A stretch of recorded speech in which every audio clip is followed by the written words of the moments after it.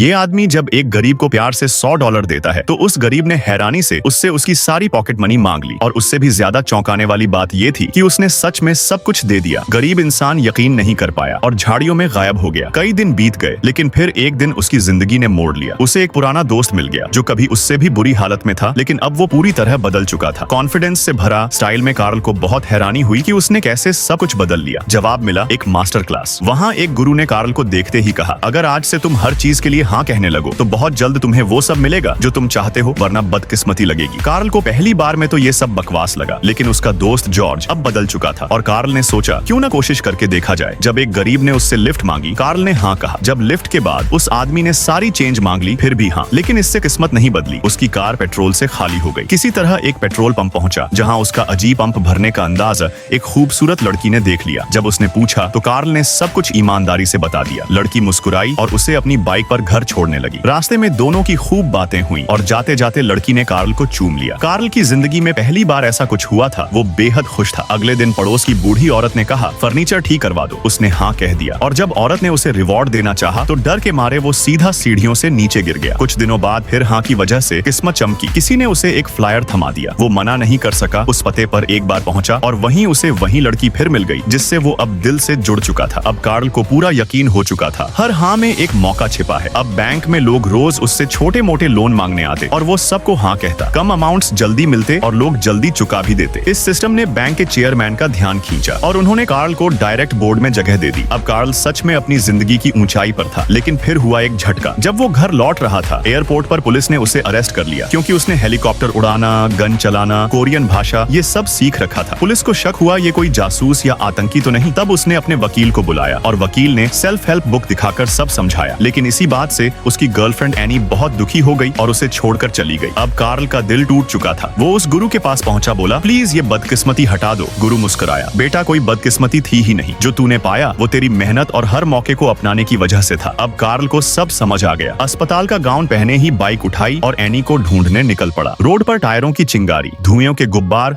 और एक stylish drift के साथ कार्ल सामने आया और सामने खड़ी एनी अब भी उसी उम्मीद भरी नजरों से उसे देख रही थी।